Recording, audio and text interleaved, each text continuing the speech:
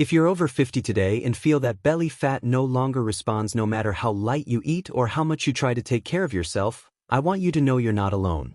Many people your age experience the same thing, and that's why today I'm going to show you which key food can help you start reducing abdominal fat in a practical, realistic, and evidence-based way.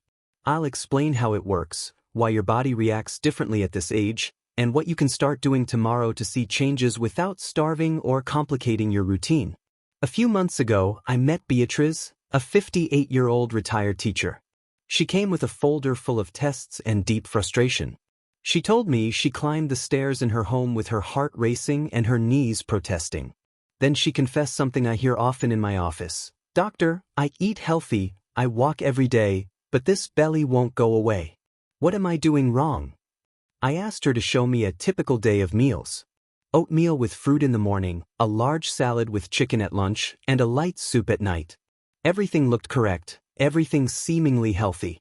But when we reviewed her tests, we discovered her visceral fat was elevated, her long-term glucose was already touching prediabetes, and her muscle mass had decreased alarmingly over the past year.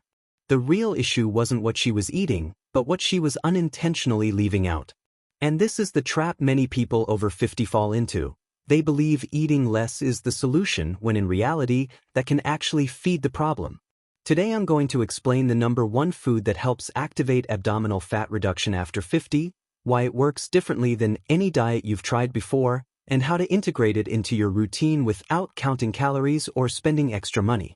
Stay with me, because at the end I'll talk about the most common mistake that can sabotage everything, even if you choose the right food. I'm Dr. Gabriel Mena. Welcome to my channel. Here we talk about integrative health, longevity, and simple natural habits that help you maintain physical, mental, and emotional balance. Take notes and share this video with family and friends to help them improve their health. We upload new videos every day, so subscribe and activate the notifications. Before we continue, if you find this content valuable, supporting the video or sharing it helps this message reach more people who truly need it. And tell me in the comments which city or country you're watching from. I love knowing where this community is and which topics matter most to you. Thank you sincerely for being here and taking care of your health. Now let's get into the topic. I want you to understand why visceral fat develops and why it's so hard to reduce. The fat you can pinch is subcutaneous fat. Annoying, yes, but not the most dangerous. The fat we truly need to monitor is visceral fat, the type that accumulates around your organs: liver, pancreas, intestines, heart. This fat is active. It releases inflammatory substances, elevates blood sugar, increases blood pressure, and raises the risk of heart attacks, diabetes, and cognitive decline. Think of that fat like a deep-rooted weed. You can cut what you see on the surface, but if you don't attack the root, it grows back stronger. And after 50, your body undergoes natural changes. First, you lose about 1 to 2% of muscle mass every year if you do nothing to prevent it. With less muscle, your ability to use glucose and burn fat decreases. Second, anabolic hormones like testosterone and growth hormone decrease, making it harder to maintain muscle and easier to accumulate fat. And third, insulin resistance increases, making it more difficult for your body to process carbohydrates. The result is the perfect scenario for storing visceral fat, even when you're eating very little. But there is good news. There is one nutrient capable of reversing several of these issues at the same time. A nutrient that supports abdominal fat reduction, protects muscle, improves insulin response, and lowers inflammation. And it doesn't come in a pill. I'm talking about high-quality protein. I'll explain exactly how it works and how much you need. First, let me tell you how it acts through 3 different mechanisms. Imagine that tomorrow, instead of eating bread with jam for breakfast, you start your day with 30 grams of protein. It could be scrambled eggs, plain Greek yogurt with nuts, or a whey protein shake if you tolerate it. What happens in your body over the next 6 hours? 3 key processes. First, protein has the highest thermic effect of all macronutrients. This means your body spends 20 to 30% of the energy from protein just to digest and process it. If you eat 100 calories of protein, your body uses up to 30 calories simply metabolizing it. With carbs and fats, that number is lower. Second, Protein activates satiety hormones such as GLP-1 and lowers ghrelin, the hormone that triggers hunger. This helps you go several hours without feeling the urge to snack. Third, and crucial for people over 50, protein protects your muscle mass while you lose weight. If you reduce calories without enough protein, you lose muscle and fat equally. But if you increase your protein intake and add some resistance activity, you can reduce fat without sacrificing muscle. To make this clearer, let me share another case. Maria, a 55-year-old office worker, used to have only coffee and cookies for breakfast. By mid-morning, she felt a void in her stomach and ended up craving something sweet. Her abdomen kept expanding over the years. I suggested a simple change: 2 scrambled eggs with spinach and half an avocado in the morning. Nothing more.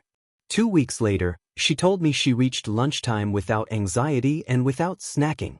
Her energy was more stable, and in 3 months, she reduced 7 centimeters off her waist without extreme dieting. Let's go through the practical steps so you can start too. First, calculate how much protein you need. The standard recommendation is about 0.8 grams per kilo of body weight, but for people over 50, current studies show you need more, between 1.2 and 1.6 grams per kilo per day. If you weigh 70 kilos, that means between 84 and 112 grams a day. Second, divide that amount into 3 meals, with at least 25 to 30 grams in each. This activates muscle protein synthesis more effectively. Third, prioritize complete proteins: eggs, fish, chicken, turkey, lean meat, Greek yogurt, cottage cheese, or whey protein. Fourth, if you're vegetarian, combine legumes with grains, use tofu or tempeh, and consider pea or soy protein. Fifth, start each meal with protein. This helps satiety hormones kick in sooner. Sixth, don't fear animal protein if you don't have a medical contraindication. The idea that it harms healthy kidneys has been disproven many times in scientific literature. Now let's move to the next important adjustment, because protein alone is not enough. After 50, one of the most common issues associated with abdominal fat is the difficulty of maintaining an active metabolism. That's why today I want to explain how to combine intermittent fasting with protein in a practical way to help you manage that stubborn fat that seems impossible to lose at this age. And I want you to start trying it tomorrow. Begin by delaying breakfast a little, ideally between 9 and 10 in the morning, with a protein-rich meal that includes a healthy fat. Then aim to have dinner before 7 in the evening. With that simple adjustment, you already create a fasting window of around 14 to 15 hours without forcing yourself too much. Why does this help so much? Because during fasting, insulin levels drop, allowing your body to use stored fat as energy. But here's a key point many people overlook. If you break your fast with refined flours or sugars, insulin spikes quickly and your body stops burning fat. In contrast, if you break the fast with protein and healthy fats, you keep insulin low longer and extend the period where your body uses fat as fuel. Think of your body as having 2 modes: the building mode, when you eat, and the repair mode, when you don't. Protein helps the building mode produce muscle instead of fat. Fasting helps the repair mode eliminate the visceral fat that harms health after 50. But I need to warn you, fasting without meeting your protein needs is a serious mistake at this stage of life, because you lose muscle very easily. I see cases like this often. Many patients follow 16 or 18-hour fasts, eat only once a day, and fail to reach their protein requirements in that single meal. The result is muscle loss, a slower metabolism, and no change in visceral fat. I remember Lucia, a 59-year-old woman who had been practicing intermittent fasting for a year. She only ate between noon and 8 at night. Her meals usually included rice, beans, tortillas, but almost no protein. When we reviewed her numbers, she was barely reaching 40 grams of protein a day. Her muscle mass was declining and her abdomen didn't change. We adjusted her routine: a 14-hour fast, 3 meals within a 10-hour eating window, and about 30 grams of protein per meal. 2 months later, she had regained muscle tone, reduced 5 centimeters off her waist, and told me she had much more energy. These are the practical steps I recommend. 1. If you practice intermittent fasting, include at least 3 meals within your eating window and make sure each one contains a source of protein. 2. Break your fast with protein, not with carbohydrates. This keeps insulin steady and supports fat burning. 3. If you exercise, consume protein within the next 2 hours. This helps your muscles recover. 4. Avoid fasts longer than 16 hours if you are over 50, unless you are under medical supervision. Very long fasts can increase cortisol and slow down your metabolism. 5. Listen to your body. If you feel dizzy, weak, or irritable, shorten your fasting window. 6. If you are in menopause, it may be better to start with 12 to 14-hour fasts because longer fasting periods can feel more intense. Now I want to tell you something that is rarely mentioned but has a huge impact on abdominal fat: how your gut microbiota influences your ability to burn fat. I also want you to make a small change starting today. Add a small portion of a fermented food to your protein-rich meal. It can be plain yogurt, kefir, sauerkraut, kimchi, or naturally fermented pickles. Just a little is enough. This matters because your microbiota, the universe of bacteria living in your gut, determines how you process nutrients and how you store or burn fat. There are bacteria that extract more calories from food, produce inflammatory substances, and promote visceral fat accumulation. But there are also bacteria that create compounds like butyrate, which improve insulin sensitivity, reduce inflammation, and help your body use fat as energy. I often explain that your microbiota works like a team of internal gardeners. If you have good gardeners, your garden stays clean and grows well. If you have bad ones, weeds take over. Protein feeds your cells and muscles, but fiber and fermented foods feed those good gardeners. In fact, some small studies have observed that people with greater microbiome diversity tend to have less visceral fat, better glucose control, and lower inflammation. One patient who experienced this firsthand was Ernesto, 64 years old. He ate meat every day but no vegetables, always saying, "Vegetables don't fill me up." His microbiota was imbalanced, he had chronic constipation, and his abdomen was hard and bloated. I suggested something simple: 2 cups of vegetables with his meat and a serving of Greek yogurt for breakfast. In 3 weeks, his digestion improved significantly, inflammation decreased, and his waistline began to shrink without changing anything else. Here are the practical recommendations. 1. Eat at least 2 servings of vegetables per day, preferably in different colors. That fiber feeds beneficial bacteria. 2. Include 1 fermented food daily: plain yogurt, kefir, sauerkraut, kimchi, unsweetened kombucha, or miso work very well. 3. Avoid artificial sweeteners like aspartame, sucralose, and saccharin, as some research suggests they may alter the microbiota and worsen insulin resistance. 4. If you are taking antibiotics, consider a probiotic during and after treatment, always under medical supervision. 5. Reduce ultra-processed foods. Their additives can damage the intestinal barrier. 6. Chew more thoroughly. Digestion begins in the mouth, and chewing well makes your gut's job easier. Now let's move to the next point, which connects with everything we've discussed. There is a very common mistake that stops any progress: eating protein without activating your muscles. I recommend that after any protein-rich meal, you move a little. Take a 10-minute walk, go up and down the stairs for a couple of minutes, or do a few chair-assisted squats. Anything that activates your muscles. Because the protein you eat becomes amino acids that travel through your bloodstream to your muscles. But your muscles need a signal to use them to build new tissue. That signal is resistance exercise. Walking activates your legs. Squats activate your core, glutes, and thighs. Any exercise that creates resistance, bands, weights, push-ups, even yoga, sends the message: use these amino acids to build muscle. If that signal never arrives, the amino acids are used as energy or turned into glucose. After age 50, building muscle becomes essential for reducing visceral fat. 1 kilogram of muscle can help you burn 50 to 100 more calories a day without doing anything extra. 1 kilogram of fat burns almost none. Many patients tell me, "Doctor, I'm eating plenty of protein, but I don't see changes." And when I ask if they do any strength training, they usually say, "I walk a little." Walking is excellent, I always recommend it, but it isn't enough to stimulate muscle growth. This happened with Teresa, a 56-year-old woman who started eating more protein because a friend recommended it. 3 months later, she still saw no results.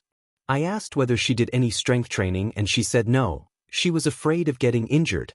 I showed her 3 simple movements using her own body weight: chair-supported squats, wall push-ups, and a short kneeling plank. 5 minutes, 3 times a week. 6 weeks later, she had gained muscle, reduced 3 centimeters from her waist, and told me, "Doctor, I feel stronger than I have in 10 years." Here are the practical steps. 1. Do resistance training at least twice a week. You can use weights, bands, your own body weight, or gym machines. 2. Focus on movements that work multiple muscle groups at once, such as squats, dumbbell deadlifts, chest press, rowing exercises, or shoulder press. 3. Start with light weights and proper technique. Avoiding injury is essential. 4. If you've never done strength training, consider taking 1 or 2 sessions with a certified trainer to learn proper technique. 5. Walk after every meal, even just 10 minutes. It improves glucose levels and helps amino acids reach your muscles more effectively. 6. You don't need a gym to improve your health. With a pair of dumbbells or resistance bands, you can train effectively at home. And now we can move to the point that generates the most questions. When you've tried countless things to get control of your abdominal fat and nothing seems to work, what you need most is a clear, practical plan to organize your day. That's why I'm going to show you a simple example I've used with many patients over 50, which can help you regain control of your metabolism starting tomorrow. This is the same plan Beatrice used, the patient I mentioned earlier, and it has helped many people her age. Start like this. At 9 in the morning, your first meal.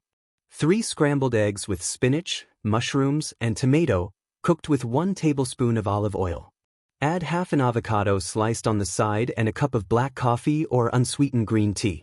This gives you about 30 grams of protein plus healthy fats and fiber. 10 minutes after breakfast, move your body. Walk or do a short resistance circuit, 5 chair-assisted squats, 5 wall push-ups, and a 20-second kneeling plank. Repeat 3 times. It's only 5 minutes. At 1 in the afternoon, your second meal. A portion of grilled chicken breast, around 150 grams, with a large salad of leafy greens, cucumber, carrot, and bell pepper, dressed with olive oil and vinegar. Add half a cup of black beans or lentils for fiber and micronutrients. This adds another 30 grams of protein. Then walk for 10 minutes again. No need to rush. A comfortable pace is enough. It improves digestion and keeps your blood sugar stable. If you feel hungry at 4 in the afternoon, have plain Greek yogurt with a small handful of nuts and a touch of cinnamon. This snack provides about 15 more grams of protein. If you're not hungry, skip it. This isn't about eating by obligation. At 6:30 in the evening, have dinner. A portion of baked or grilled salmon, around 120 grams, steamed broccoli with olive oil, and half a baked sweet potato. This adds another 30 grams of protein, plus omega-3s and slow-release carbohydrates. Altogether, you'll easily exceed 100 grams of daily protein with healthy fats and fiber, without feeling hungry or counting calories. Your daily activity would be 2 10-minute walks and 1 5-minute strength session. Just 25 minutes of movement total. That was enough for Beatrice to lose 9 centimeters from her waist in 3 months. Her hemoglobin A1C returned to normal, and she was able to climb her home stairs again without stopping to catch her breath. Now I want to guide you through something crucial. There are signs that, even if you do everything correctly, you might need to adjust the plan or consult a doctor. If after 4 weeks you don't notice changes in your waist, energy, or how your clothes fit, there might be an underlying issue. It could be a thyroid disorder. If your TSH is high, your metabolism slows down. It could also be advanced insulin resistance or prediabetes, which require medical intervention. Another common cause is sleep apnea, especially if you snore loudly, wake up tired, or fall asleep during the day. Chronic stress also plays a role, raising cortisol and making fat loss difficult. And digestive issues like gut inflammation, intolerances, or microbiota imbalances can cause constant bloating and stall your progress. In my practice, many patients who tell me, "Doctor, I'm doing everything perfectly but nothing changes," end up being diagnosed with mild hypothyroidism, deep insulin resistance, or undiagnosed apnea. It's not that the plan doesn't work, it's that their body is asking for medical attention. What can you do? Get basic labs every 6 months. Fasting glucose, A1C, lipids, TSH, vitamin D, and B12. If your waist hasn't changed after a month, ask to check your thyroid, fasting insulin, and consider a sleep study. If you feel discomfort when eating protein, it may be due to low stomach acid, and you may need digestive enzymes under medical supervision. If joint pain keeps you from moving, consult a physical therapist to adapt your activity. And if you have a history of cancer, kidney disease, or liver problems, your protein intake must be adjusted by a specialist. For people over 70 who are very frail, sometimes essential amino acids or protein supplements are needed in addition to whole foods. I want to be very clear, everything I'm explaining today is based on observational research and small clinical trials. It does not replace your medical treatment. It is not a cure. It is a powerful tool to help you regain metabolic stability and reduce visceral fat, but it must be used responsibly. There are situations that require special caution. If you have chronic kidney disease with low filtration, do not increase protein intake without supervision. If you take diabetes medications like insulin or sulfonylureas, dietary changes can lower your blood sugar too much, so monitoring is necessary. If you are pregnant or breastfeeding, your nutritional needs are different. If you have high uric acid or a history of gout, animal protein must be monitored. If you are undergoing active cancer treatment, your nutrition must be personalized by a specialized team. And if you take anticoagulants like warfarin, keep your intake of vitamin K-rich vegetables stable and inform your doctor before making changes. Now I want to give you the most important recommendation of this entire video. If you can only implement one thing from what I said today, let it be this.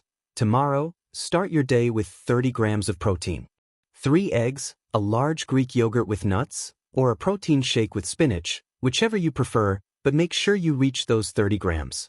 That first meal sets the tone for your metabolism, controls your appetite, protects your muscle, and activates visceral fat loss. If you do only that, within 2 weeks you will feel that you arrive at lunchtime without intense hunger. After 1 month, your clothes will start to fit differently. In 3 months, you will see your waist shrink. And once you master that breakfast, add protein to your lunch. Then add the 10-minute walks. Then the short strength routine. Step by step. No waiting for Monday. No waiting for when you have time. The perfect moment never appears. It appears tomorrow morning with your first plate of the day. At 50 or beyond, your health is not a matter of luck but of direction. Every meal is an opportunity to improve. Every walk is a vote for your future. Protein, at this stage of your life, is the tool that helps your body get strong again, restore itself, and repair. And I say this sincerely. If Beatrice was able to change her life with small steps, you can too. If you made it this far, give this video a like to support this content. Share it with someone over 50 who needs it, and write the word protein in the comments so I know you watched until the end. Tell me also what is hardest for you when it comes to eating more protein: cost, preparation, or lack of appetite in the morning. I want to read your answers so I can help you in upcoming videos. Before closing, I want to invite you to take a moment to thank God for life, for the strength to keep learning, and for the opportunity to care for your health through knowledge. It is a gift we should never take for granted. And if you haven't subscribed yet, this is a good time to do it. Subscribe, activate notifications, and share this channel with the people you care about. We upload new videos every day with practical tools to help you take care of your health after 50. I am Dr. Gabriel Mena, and on this channel we are happy to help you improve your habits and strengthen your well-being. Tomorrow you will have a new video with more simple strategies to take care of your body and your heart. I'll be waiting for you.